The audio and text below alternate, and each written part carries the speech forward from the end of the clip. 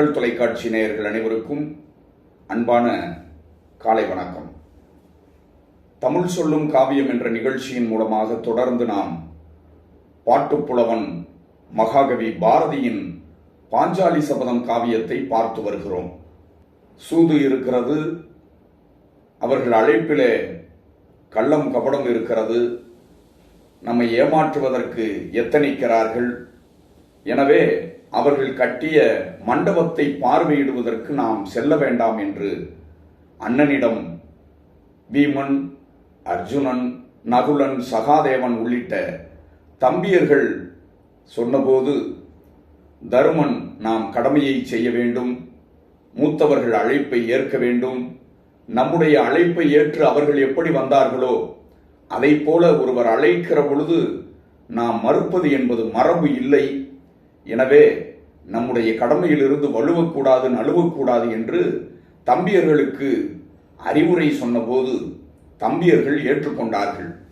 உன்னுடைய பேச்சை என்றைக்கு நாங்கள் மறுத்திருக்கிறோம், உன் ஆணையை என்றைக்கு நாங்கள் ஏற்காமல் இருந்திருக்கிறோம், உன்மேல் இருக்கிற அன்பின் மிகுதியால் அவர்களினுடைய அந்த சூதில் நாம் வீழ்ந்துவிடக் கூடாதே என்ற ஒரு அன்பின் மிகுதியால் நல்லெண்ணத்தால் பேசிவிட்டோம், எங்களை மன்னித்து விடு என்று அனைவரும் சேர்ந்து கொண்டு அண்ணன் தருமனிடம் மன்னிப்பு கேட்ட செய்தியினை நேற்றைய தினம் நாம் பார்த்தோம். துன்பம் விளைந்துவிடக் கூடாதே என்பதற்காகத்தான் நாங்கள் எதிர்வாதம் செய்தோம்.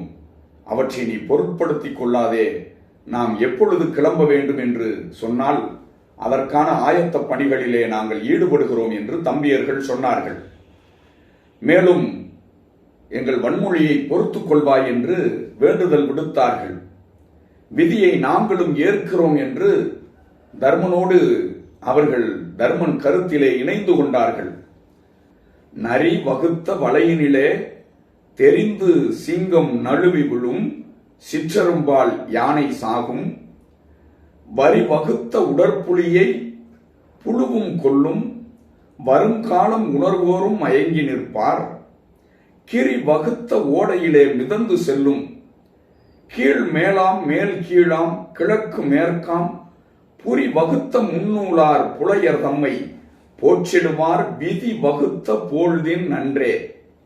எட்டயபுரத்து எழுச்சி கவிஞர், முண்டாசு கவிஞர் பாரதி இந்த இடத்திலே விதியின் வலிமையை பற்றி அவர்கள் சார்பாக பேசுகின்றார். நரி வகுத்த வலையினிலே, நரி ஏற்படுத்திய வலைதான் என்று தெரிந்தும் கூட சில நேரங்களிலே சிங்கம் அதிலே நழுவி விழுந்து மாட்டிக்கொள்ளும், அகப்பட்டுக் கொள்ளும். இது விதி. சில நேரங்களில் சிற்றெரும்பால், சிற்றெரும்பு சின்ன எறும்பு, அந்த சிற்றெரும்பு காதில் நுழைந்து கடித்து யானையையே கொன்றுவிடும். விதி. வரிவகுத்த உடற்புலியை புழுவும் கொல்லும். ஆற்றல் வாய்ந்த, திறன் மிகுந்த, உரம் மிகுந்த, வலிமை கொண்ட புலியை கூட சில நேரங்களிலே புழு கொன்றுவிடும் என்ற விதியின் வலியது என்ற செய்தியினை நாம் உணர வேண்டும். வருங்காலம் உணர்வோரும் மயங்கி நிற்பார். அடுத்த காலம் என்னவென்றே தெரியாமல் சில நேரங்களிலே மயக்கத்தை ஏற்படுத்தக்கூடிய மிக கொடுமையானது விதி என்பதனை உணர்ந்து கொள்ள வேண்டும். சில நேரங்களிலே கிரி வகுத்த ஓடையிலே மிதந்து செல்லும், கீழ் மேலாகும். கீழே இருக்க வேண்டியது சில நேரங்களிலே மேலாகும். கீழ்மையானவர்கள் சில நேரங்களிலே மேலானவர்கள் போல பார்வைக்கு தென்படுவார்கள்.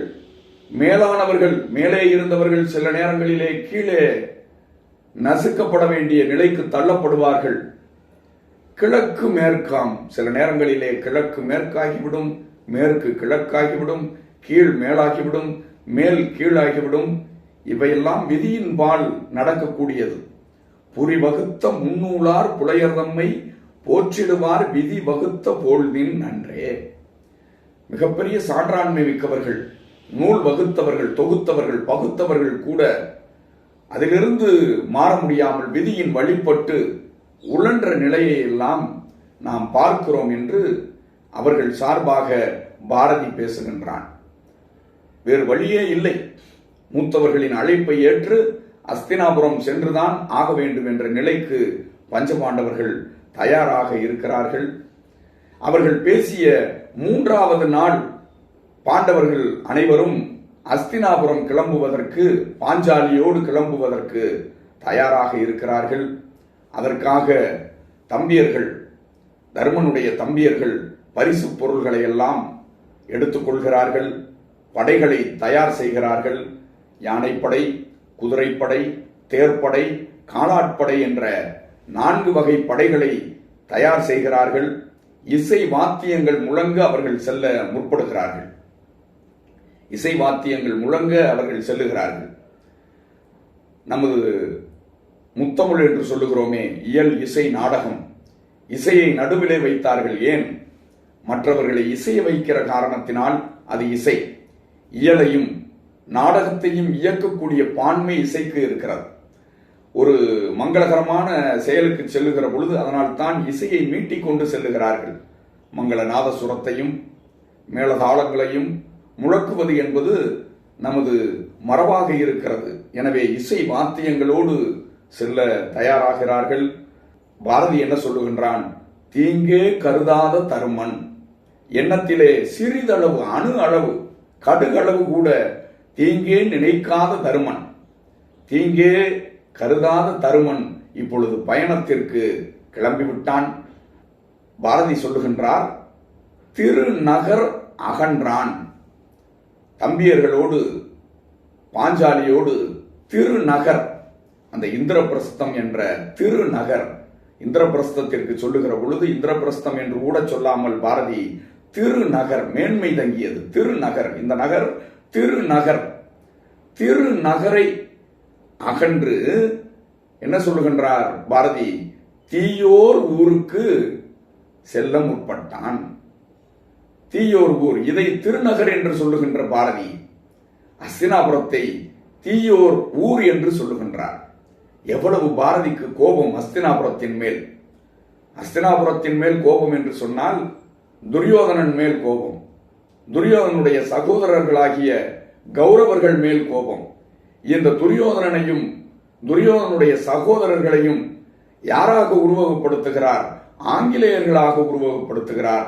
துரியோதனன் மேல் கோபம், துரியோதனாதியார்கள் மேல் கோபம், அந்த உருவகப்படுத்துகிற ஆங்கிலேயர்கள், வெள்ளை பரங்கியர்களைப் போல செயல்படுகிற அத்துணை பேர் மேலும் மகாகவி பாரதிக்கு கோபம். திருநகரை விட்டு தீயோர் நகருக்கு செல்லுவதற்கு அவர்கள் தயாராகி கொண்டிருக்கிறார்கள். இந்த திருநகரை அகன்று தீயோர் நகரத்திற்கு செல்ல முற்பட்டான் தர்மன் என்று சொல்லுகின்றார். இங்கே விதி விளையாட தொடங்கி இருக்கிறது.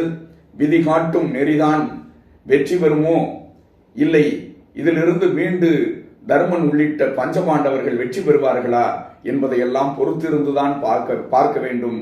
தொடர்ந்து சந்திப்போம். நன்றி. வாகை கண்ணதாசன்.